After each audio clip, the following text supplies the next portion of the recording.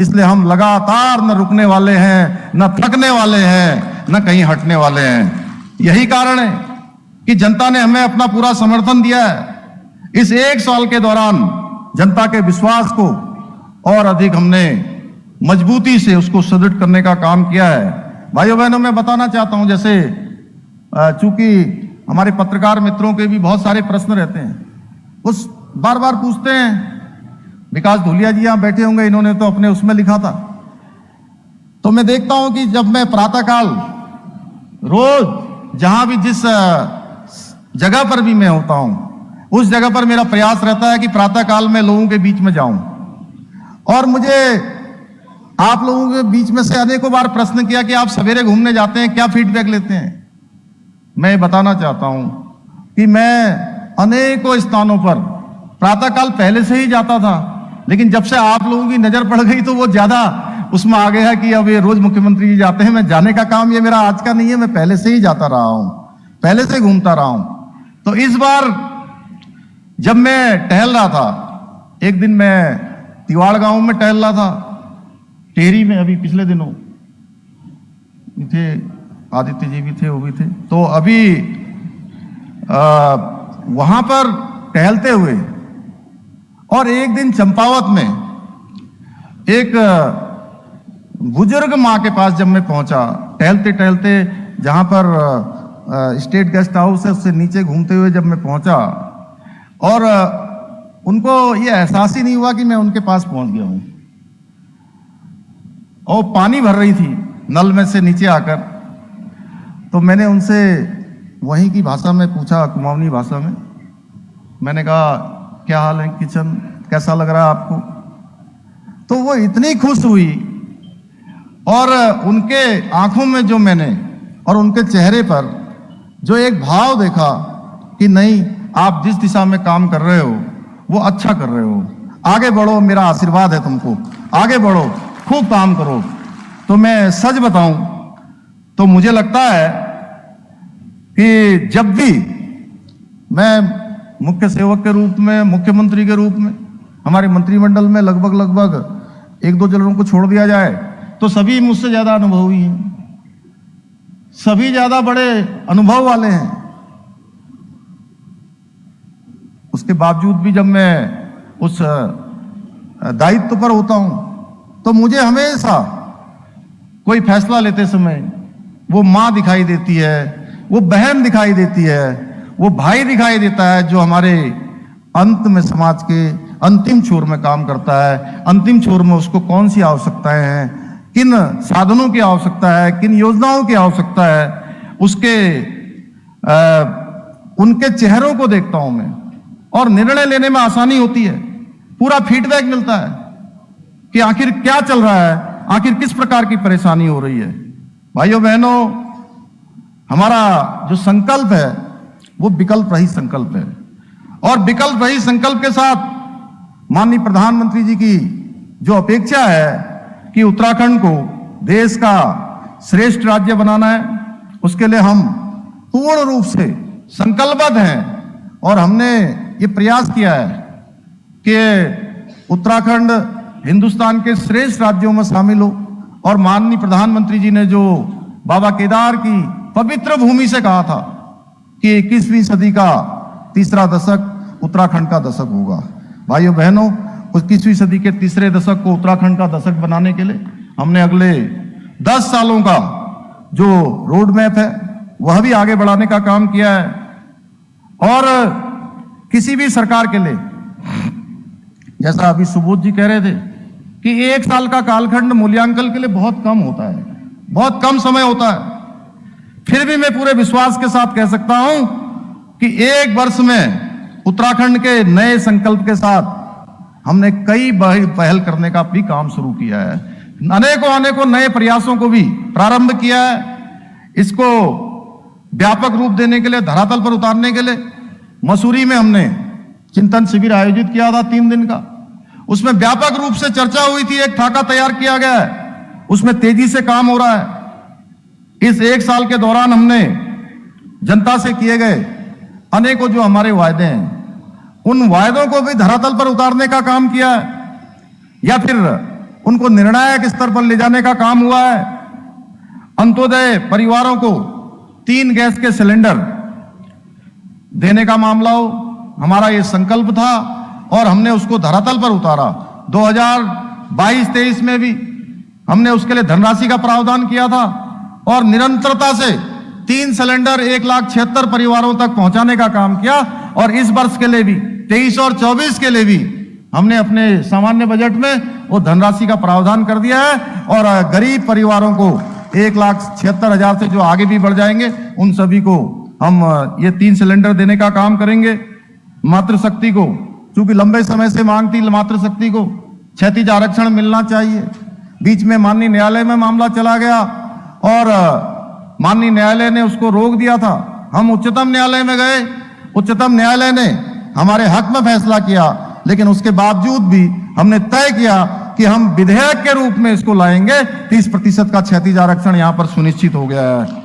इसके साथ साथ समान नागरिक संहिता जो हमारा संकल्प था उत्तराखंड के आम चुनाव से पहले, देवभूमि उत्तराखंड की जनता के सामने हमने संकल्प प्रस्तुत किया था कि नई सरकार के गठन होते ही हम उत्तराखंड के अंदर कोई किसी जाति का होगा, किसी धर्म का होगा, किसी पंथ का होगा, किसी समुदाय का होगा, सबके लिए हम उत्तराखंड के अंदर समान नागरिक संहिता यानी कि एक समान कानून को लागू करेंगे।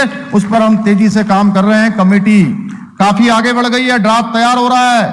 ड्राफ्ट के तैयार होते ही उत्तराखंड के अंदर हम इसको लागू करेंगे।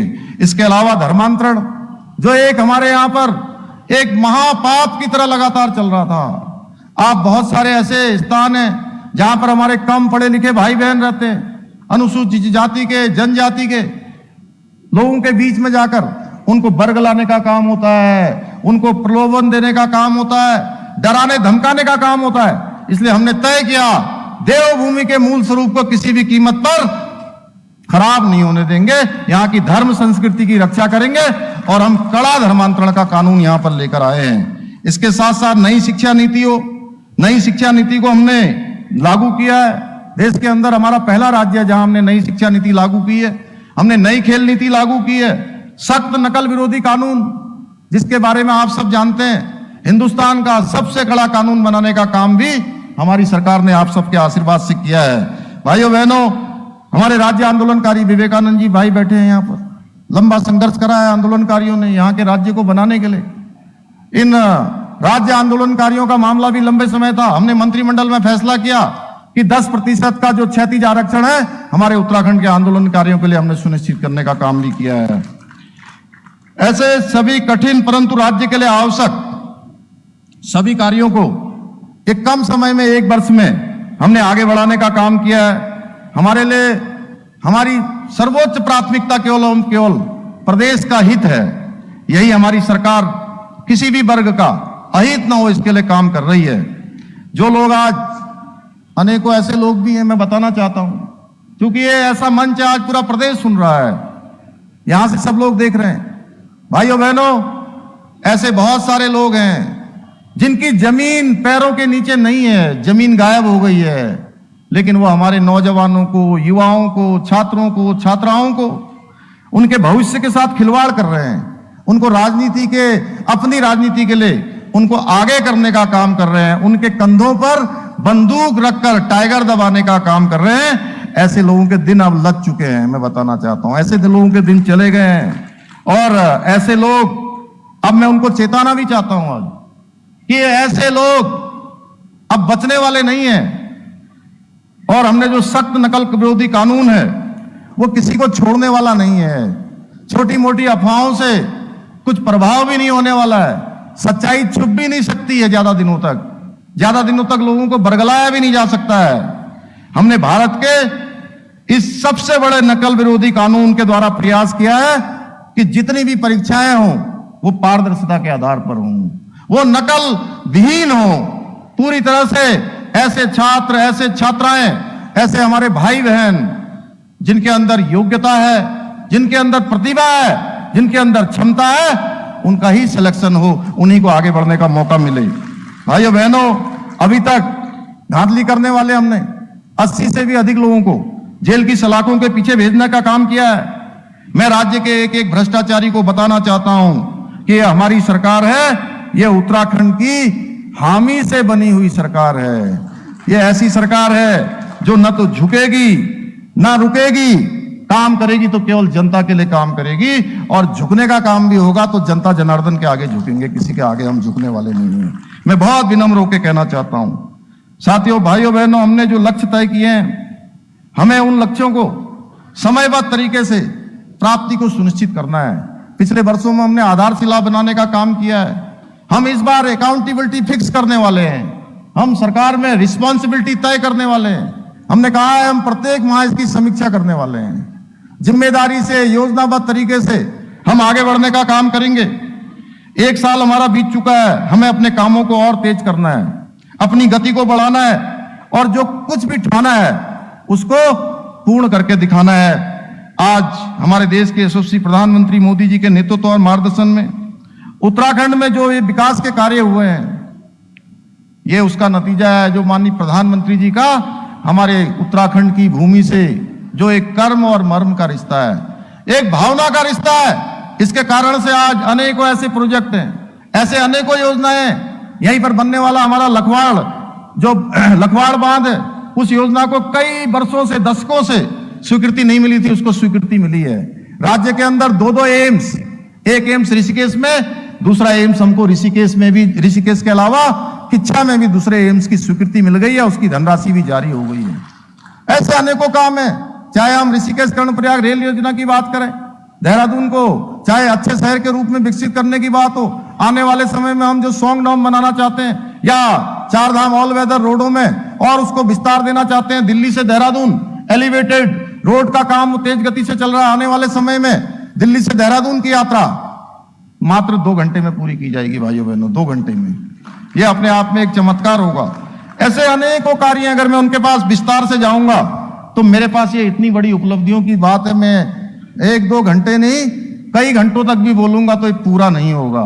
लेकिन मैं आप संक्षेप में ये कहना चाहता हूं कि पिछले वर्षों में विभिन्न परियोजनाएं प्रदेश के लिए न केवल स्वीकृत की गई है, बल्कि इनमें से कई सारी पूर्ण होने वाली हैं।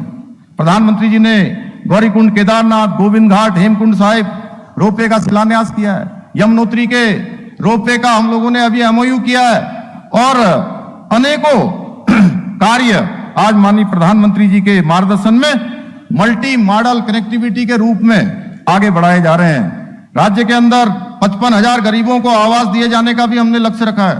प्रधानमंत्री आवास योजना ग्रामीण में उत्तराखंड राज्य के लिए 18,000 से अधिक अतिरिक्त आवासों की स्वीकृति दी गई है। उत्तराखंड के सर्वांगीण विकास को सुनिश्चित करने के लिए डबल इंजन की सरकार निरंतर रूप से काम कर रही है। कई बार लोग कहते हैं डबल इंजन क्या कर रहा है।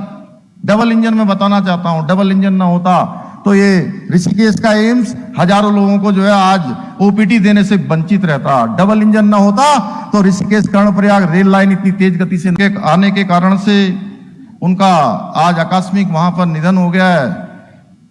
मैं भगवान से प्रार्थना करता हूं कि भगवान उनको अपने श्री चरणों में स्थान दें और उनके पारिवारिक जनों को इस कठिन असमय आए हुए दुख को सहने की शक्ति प्रदान करे। जिला प्रशासन की टीम उक्त घटना हेतु राहत एवं बचाव के कार्य कर रही है, और हमारी वहां की प्रभारी मंत्री चंपावत जनपद की महिला विकास एवं बाल विकास मंत्री जी रेखा आर्या जी घटनास्थल पर पहुंच गई है, और आवश्यक जो भी वहां पर दिशा निर्देश हैं उनके द्वारा भी वहां पर दिए जा रहे हैं।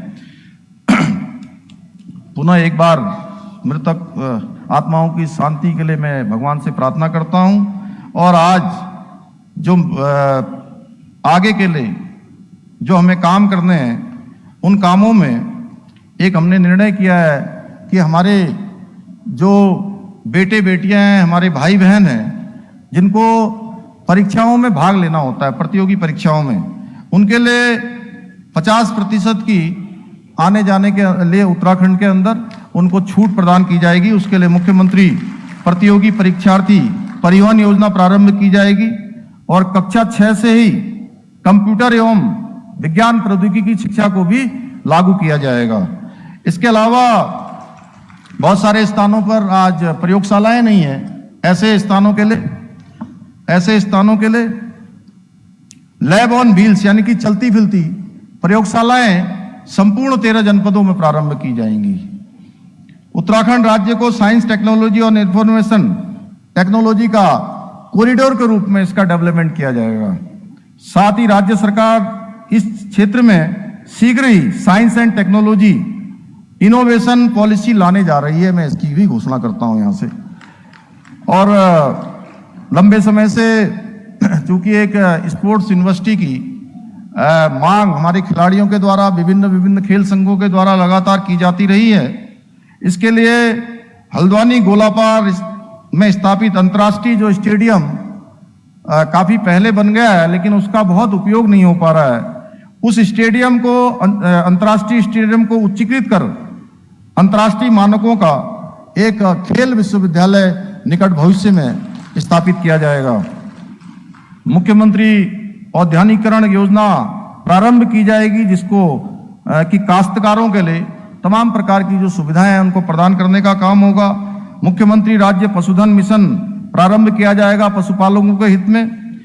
मुख्यमंत्री कौशल विकास एवं रोजगार योजना प्रारंभ करेंगे, जिसमें स्नातक पास छात्र एवं छात्राओं को उसके अनुसार आवश्यक रूप से उनको स्किल्ड बनाया जाएगा, उनको कौशल विकास से संबंधित सारी चीजों का वो किया जाएगा, ताकि उच्च वेतनमान में जो हमारे छात्र एवं छात्राएं हैं, जो हमारे नौजवान हैं, उनको विदेशों में भी अच्छी सेवाओं में जाने का मौका सुनिश्चित हो पाएगा।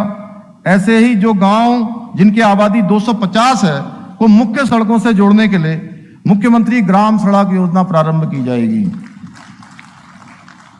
प्रत्येक विधानसभा क्षेत्र में उपलब्धता एवं उपयुक्तता के आधार पर एक एक अमृत सरोवर झील को पर्यटक स्थल एवं वाटर स्पोर्ट्स के केंद्र के रूप में विकसित किया जाएगा। जिला सेवा आयोजन एवं कौशल विकास कार्यालय को स्वरोजगार केंद्र के नोडल कार्यालय के रूप में भी विकसित किया जाएगा। हमारे श्रमिकों के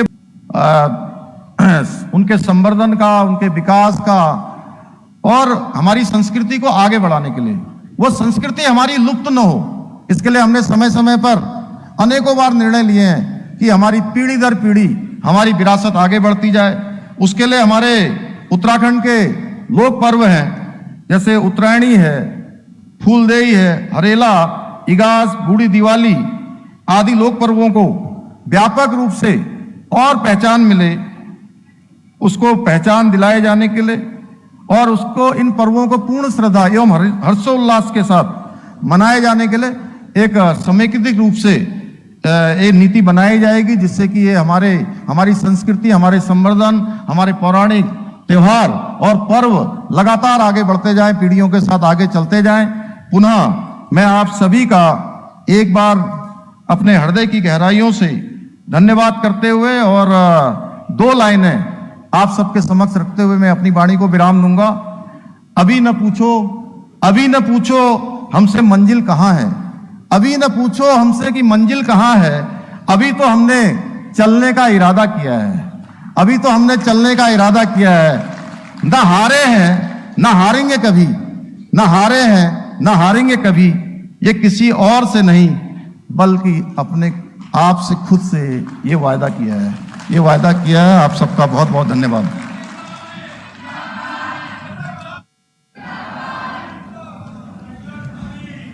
न हारे हैं न हारेंगे, अभी तो कुछ पल कुछ कदम चले हैं, अभी तो मुट्ठी भर जमीन नापी है, अभी तो मीलों हमें चलना है। ये 1 वर्ष का कार्यकाल है जिसके ऊपर आज मुख्यमंत्री महोदय ने आप लोगों से, आपके सामने अपनी बातचीत को रखा। धर्म, संस्कृति, सभ्यता, संस्कार, हमारे 30 त्योहार, उनको लेके घोषणाएं भी करी हैं। अब समय है आगे बढ़ते हुए डीजी सूचना बंशीधर तिवारी सर से निवेदन कर रहा हूं, धन्यवाद ज्ञापन के लिए वे मंच पे आएंगे।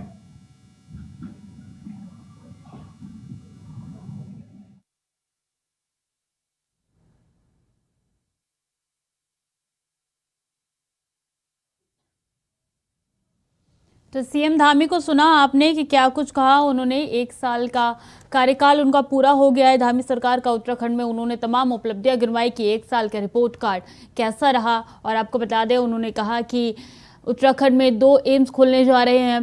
पहला एम्स ऋषिकेश में खुलेगा, तो वही दूसरे एम्स के लिए धनराशि भी पास कर दी गई है। इसी के साथ उन्होंने कहा कि दिल्ली से अब उत्तराखंड का रास्ता सिर्फ 2 घंटे में तय कर सकेंगे। तो तमाम उपलब्धियां उन्होंने गिनवाई कि किस तरीके से उत्तराखंड जो है विकास के पथ पर जो है अग्रसर हो चुका है और इसी संदर्भ में ऐसा हुआ है कि लोगों ने विकास को वोट दिया है और दूसरी बार बीजेपी की सरकार राज्य में लेके आई है। तो सीएम धामी के कार्यकाल दूसरे कार्यकाल 2.0 का 1 साल पूरा हो गया है और इसी के संदर्भ में अपने सीएम धामी को सुना।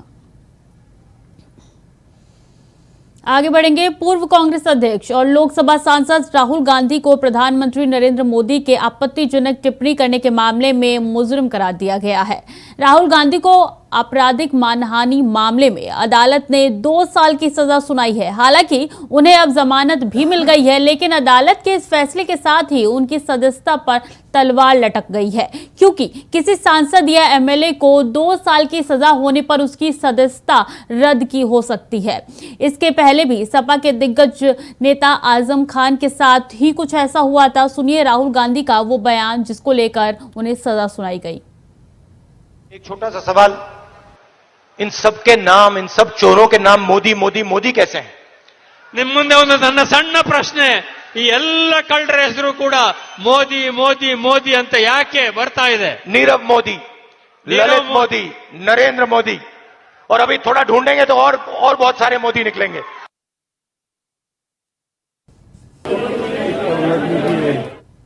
तो ये वो बयान था राहुल गांधी का, जिस बयान पर उन पे मानहानि का केस हुआ था और मानहानि का केस के बाद उनको 2 साल की सजा सुनाई गई थी। हालांकि उनको अब जमानत मिल चुकी है। तो ये पूरा सिलसिला जो है सुबह से चल रहा था। सूरत कोर्ट के बाहर लगातार कांग्रेस के कई कार्यकर्ताओं का हुजूम जुटा हुआ था और इसी संदर्भ में देखिए अब राहुल गांधी ने लंबी सांस, राहत की सांस ली है। उनको अब जमानत मिल चुकी है। तो मोदी सरनेम केस में राहुल गांधी दोषी करार हुए थे, लेकिन अब उनको जमानत मिल चुकी है। इस पे लगातार सियासत भी जारी है। वहीं आम आदमी पार्टी के दिल्ली के मुख्यमंत्री ने ट्वीट करके बोला था कि ये जो है साजिश रची जा रही है और किस तरीके से, हालांकि हम कांग्रेस के विरोधी रहे हैं, लेकिन ये विपक्षी पार्टियों के खिलाफ एक बड़ा मोर्चा जो है बीजेपी ने खोला है। तो वहीं राहुल गांधी का खुद इस पे ट्वीट आया था कि सत्य हमेशा जीतता है। तो वहीं राहुल गांधी की बहन प्रियंका गांधी का भी इस पे ट्वीट आया था कि ना हार माने हैं, ना कभी हार मानेंगे।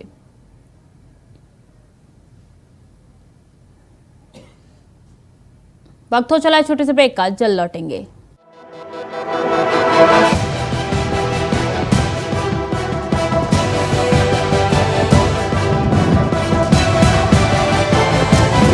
इंडिया बॉयज, आपकी सोच, आपकी आवाज।